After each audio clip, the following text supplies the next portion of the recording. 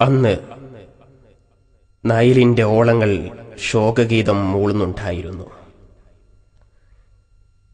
വിശ്വചരിതത്തിൻ താളുകളിൽ സുവർണ ലിപികളിൽ കോറിയിട്ട ഒത്തിരി സംസ്കൃതികളുടെ ജന്മസ്ഥലി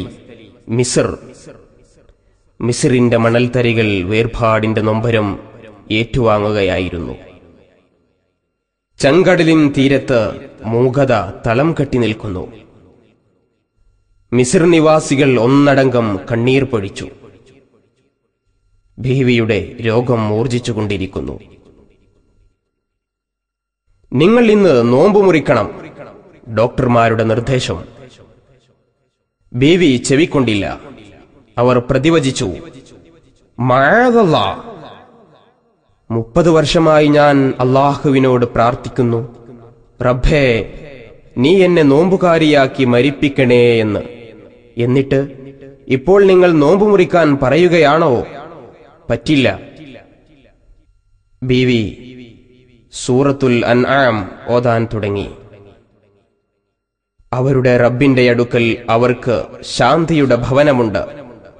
അവരുടെ രക്ഷിതാവ് അവനാണ്. അവരുടെ പ്രവർത്തന ഫലമാണത് എന്ന സൂക്തം എത്തിയപ്പോൾ നഫീസത്തുൽ മിസ്രിയ എന്ന പ്രകാശഗോളം ഇഹത്തിൽ നിന്ന് അസ്തമിക്കുകയായിരുന്നു. ഇന്നാ ലില്ലാഹി വ ഇന്നാ ഇലൈഹി റാജിഊൻ. ഹിജ്റ 208 റമളാൻ 15 ഈ വേർപാട്.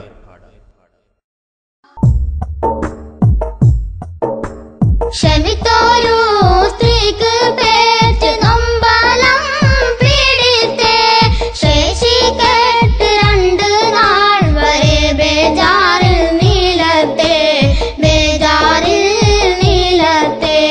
സമയം ഇന്ത ബീവിയിൽ നേർച്ചയെ കൂഫത്തെ സാദിയം മൊഴി മൂടി മുൻ അവളും ഫത്തെ മുൻ അവളും ഫത്തെ ഉമയുവാൻ ഇരു കാലത്ത് നിൽക്കോടതും ഭവിത്തെ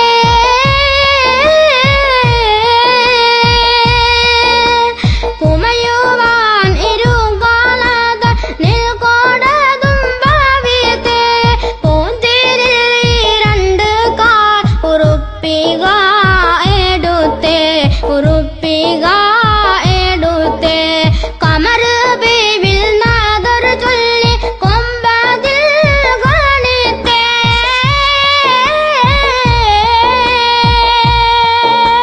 കമർ ബീവിൽ നാദർ ചൊല്ലി കൊമ്പതിൽ ഗണിത്തെ കാതിറോൻ അതിന്റെ ദണ്ണം മാറ്റിയിടേ